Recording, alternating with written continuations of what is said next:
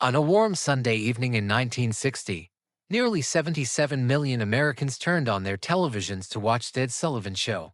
Families gathered around black and white screens. Living rooms glowed softly. The nation waited for its brightest stars to appear, backstage at the CBS studio in New York. One man stood unusually still. His name was Dean Martin. Dean was used to noise, laughter, applause, orchestra warm-ups, but tonight felt different. He adjusted his tuxedo cufflinks, his expression relaxed as always, yet his eyes told another story. Across the hallway, the newest phenomenon in American music was preparing for his segment. Elvis Presley. The newspapers had been whispering for weeks about tension. Headlines exaggerated a passing comment Dean had once made during a radio interview: nothing cruel, just playful sarcasm, the kind he was known for. But when words passed through enough mouths, they returned sharpened. Elvis had heard the rumor. And Elvis was no longer the shy truck driver from Memphis. He was a global force. When Elvis walked the hallway that night, stagehands straightened instinctively. He wore a tailored suit, hair slicked perfectly, sideburns sharp. But his jaw was tight. A production assistant accidentally brushed his shoulder. Elvis didn't react. He kept walking toward Dean's dressing room. Inside, Dean heard the knock. He opened the door. For a split second, two eras of American entertainment stood face to face. Dean, the smooth crooner who had conquered nightclubs and Hollywood with effortless charm. Elvis, the rebellious heartthrob who had electrified the youth and unsettled tradition. The hallway went silent. "I hear you've been talking about me," Elvis said. His voice wasn't loud, but it carried weight. Dean leaned against the doorframe casually. "Kid," he replied with a half smile, "I talk about everybody." There was tension, but not hatred. Not violence. Just pride. Two giants navigating the fragile space between humor and ego. And beknownst to them, 77 million people would soon witness what happened next. The moment on stage. When the orchestra struck up, Elvis stepped into the spotlight first. The crowd roared so loudly that the microphone cracked with feedback. He performed with fire, hips moving, voice shaking the rafters. Teenage girls screamed. Mothers looked concerned. Fathers pretended not to be impressed. Then came the unscripted moment. After his final note, Elvis didn't exit. He walked to the edge of the stage. "And before I go," he said into the microphone, "I want to say something about Mr. Dean Martin." The studio froze. In the wings, Dean raised one eyebrow. Across America, forks paused midair over dinner plates. Elvis continued, "They say Mr. Martin thinks I don't sing. That I just wiggle." A nervous laugh rippled through the audience. Camera operators exchanged glances. Producers whispered urgently. This was live television. Dean stepped onto the stage without waiting for his cue. The crowd gasped. For a brief, electric second, it looked like a confrontation, two men. One microphone. 77 million witnesses. Elvis turned to face him. Dean didn't look angry. He looked amused. "Son," Dean said smoothly, taking the microphone, "if wiggling makes you that much money, I might start lessons tomorrow." The audience burst into laughter. Elvis tried to hold his composure, but a grin cracked across his face. Dean continued, "Truth is, I've never said you can't sing. I just said I can't move like that without pulling something." The tension shattered. Elvis laughed fully now. He extended his hand. Dean shook it firmly. Then, in a move no one expected, Elvis pulled Dean into the spotlight and said, "Let's see if the king of cool can keep up." The band began playing a blues progression. Dean sang first, smooth, velvet, effortless. Elvis answered raw, soulful, electric. It wasn't an attack. It was a duel of respect. Back and forth they went, trading verses, smiling, feeding off each other's energy. The studio transformed from tense to electric. Viewers at home leaned closer to their screens. What started as a rumor of rivalry became a celebration of artistry. And when they finished, the applause didn't just fill the studio, it echoed across a nation divided by generation. Behind the curtain. After the broadcast, the story could have ended there. But something deeper had happened. In the quiet hallway afterward, Elvis approached Dean again, this time without cameras. "I didn't mean disrespect," Elvis said. I worked hard to get here." Dean nodded. "Kid, anyone who works that hard deserves the stage." There was no ego now. Just two performers who understood something only they could understand: the pressure of millions watching, judging, expecting. Dean placed a hand on Elvis's shoulder. "Don't let headlines make enemies where there aren't any." Elvis looked relieved, almost grateful. That night wasn't about attack. It was about misunderstanding and maturity. The real story beneath the headlines. The next morning, newspapers framed it as drama. "Elvis confronts Dean," some wrote. Others called it the showdown of the century, but those who truly watched saw something different. They saw humility. They saw humor diffusing tension.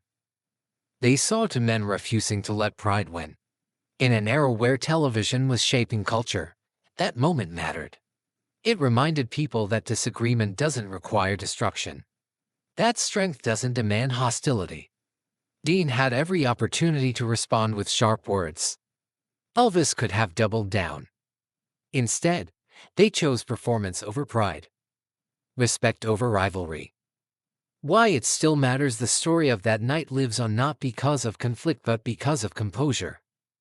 In life, we all face moments when someone confronts us publicly. When rumors swirl. When pride demands retaliation.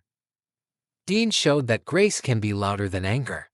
Elvis showed that courage includes vulnerability. And 77 million people saw it. They didn't witness an attack. They witnessed growth. A nation changed by a handshake. Television critics later called it one of the most unexpected live moments of early broadcast history. Not because fists flew. Not because insults burned. But because unity appeared where division was expected. Two icons. One stage. A handshake that echoed beyond music. That night proved something powerful: greatness isn't about overpowering others. It's about elevating the moment. And as the credits rolled on the Ed Sullivan Show, millions didn't talk about who won. They talked about how it felt, inspired. In the days following their unexpected on-stage exchange on the Ed Sullivan Show, headlines across America tried to turn a moment of humor into a feud. Papers printed dramatic phrases. Radio hosts speculated about bruised egos. Columnists hinted that the easy handshake between Dean Martin and Elvis Presley was only for show. But backstage reality told a different story. Dean returned to his dressing room after the broadcast and poured himself a glass of water. The applause still rang in his ears, yet what stayed with him most was the look in Elvis's eyes before they began singing together. It wasn't anger. It was pressure. Elvis was carrying more than fame. He was carrying expectation. Every movement he made was analyzed. Every lyric dissected. Religious leaders criticized him. Cultural commentators debated him. Parents blamed him for changing their children. At just 25, he was being treated as both a threat and a savior. Dean understood that weight better than most people realized. Years earlier, he had been dismissed as just a nightclub crooner. When he rose to national fame through Dean Martin and his partnership with Jerry Lewis, critics questioned whether he had real talent or was simply riding someone else's energy. He had heard whispers. He had read harsh reviews. He had smiled through them all. That smile became his shield. Elvis, however, did not yet have that shield. His rise had been faster, louder, more explosive. From Memphis stages to national television, he had become a symbol of youth rebellion almost overnight. The pressure to defend his identity was constant. 2 days after the broadcast, Elvis requested a private meeting at the studio. There were no reporters. No cameras. Only a quiet rehearsal space and 2 chairs. Dean arrived first. When Elvis entered, He looked less like the king and more like a young man searching for steady ground. "I thought you were making fun of me," Elvis admitted. Dean leaned back. "Son, the public makes fun of what it doesn't understand. I was teasing the noise, not you." Elvis nodded slowly. "It feels like I'm always defending myself." Dean paused before answering. "Then stop defending. Perform. Let the music speak." It was simple advice, but it came from experience. Dean had learned that arguing with headlines only feeds them. Silence, paired with excellence, starves them. Over the next hour, they talked not about rivalry, but about responsibility. Fame had placed them in positions neither had fully prepared for. Millions copied Elvis's style. Millions trusted Dean's calm demeanor. Every gesture now meant something larger than entertainment. Elvis confessed that he sometimes feared disappointing the people who believed in him. Dean admitted that he feared becoming irrelevant in a world changing so quickly. The conversation stripped away image and left to professionals facing the same truth: success isolates. When they left the room, there was no announcement, no publicity, just mutual understanding. Meanwhile, television executives at CBS discussed the ratings surge. The brief tension between generations had captured the nation. Producers quietly wondered if controversy was good for business. But neither Dean nor Elvis wanted to build their careers on conflict. In the weeks that followed, something subtle changed. During interviews, Dean spoke respectfully about Elvis's work ethic. Elvis, when asked about established performers, referred to Dean as one of the smoothest men in the business. The narrative softened. What the public never fully saw was how much that night matured them both. Elvis learned that not every joke was an attack. Dean learned that beneath youthful swagger can live deep vulnerability. Their relationship did not become a constant collaboration, but it became something steadier: professional respect. Years later, industry insiders would quietly mention that the so-called confrontation had been one of the healthiest moments of early television culture. It proved that live performance, even under pressure, could resolve misunderstanding rather than ignite division. The spotlight can magnify pride, but it can also reveal character. On that night watched by 77 million people, the world expected collision. Instead, it witnessed composure. And behind the applause, two men walked away stronger, not because one defeated the other, but because both chose dignity over drama. The weeks turned into months, and the television moment that many had predicted would spark a rivalry slowly transformed into something else. What happened between Dean Martin and Elvis Presley was no longer discussed as a confrontation. Became an example. But growth rarely happens in public. It happens in the quiet decisions that follow. Dean returned to his steady rhythm: recording sessions, film roles, nightclub performances. His confidence had always been understated. He didn't chase trends. He let them pass while he remained himself. Yet privately, he had begun reflecting on how quickly culture was shifting. The sound of America was changing. Youth energy was reshaping music. Instead of resisting that change, Dean chose to observe it. Elvis, meanwhile, faced an entirely different storm. Invitations flooded in. Film contracts, endorsement offers, national tours. His name was now larger than the stage. But with expansion came expectation. Every performance was compared to the last. Every decision analyzed. What lingered in Elvis's mind was the advice Dean had given him in that quiet rehearsal room: stop defending. Perform. During a rehearsal in Los Angeles months later, Elvis caught himself reacting sharply to a producer's criticism. He paused. He remembered Dean's composure under pressure. Instead of arguing, he asked the band to run the song again. That small shift changed the tone of the entire room. Word traveled quietly through industry circles that Elvis had matured. That he was listening more. That he was choosing focus over reaction. Dean noticed. They crossed paths again at a private industry event in New York. There were no flashing cameras, just musicians and actors gathered in a ballroom filled with cigarette smoke and piano chords. When their eyes met, there was no tension. Dean approached first. Still wiggling, he asked lightly. Elvis smiled. Only when the music's good, they laughed. But beneath the humor was recognition. They had both survived something that could have divided them. That night, they didn't perform for television. They sat near the piano while another artist played standards. Conversation drifted from music to family to the strange isolation fame creates. Elvis admitted that sometimes he missed the simplicity of performing for smaller crowds. Dean confessed that he missed anonymity, the ability to sit in a bar without being watched. Fame had elevated them, but it had also enclosed them. What made that evening significant was not a headline. It was the understanding that competition is often exaggerated by outsiders. The industry thrives on narrative conflict. But artists thrive on connection. As the 1960s unfolded, the entertainment world expanded rapidly. Television grew more powerful. Live broadcasts became national events. Artists were no longer just singers, they were symbols. Both men navigated that responsibility differently. Dean leaned into his relaxed persona, hosting and performing with effortless charm. Elvis pursued bold performances and cinematic roles, pushing his image into new territories. Yet the respect remained. Years later, when interviews revisited that night watched by millions on the Ed Sullivan Show, neither man fueled drama. Dean would shrug and smile, calling it good television. Elvis would describe it as two entertainers doing their job. Behind those simple words was something deeper.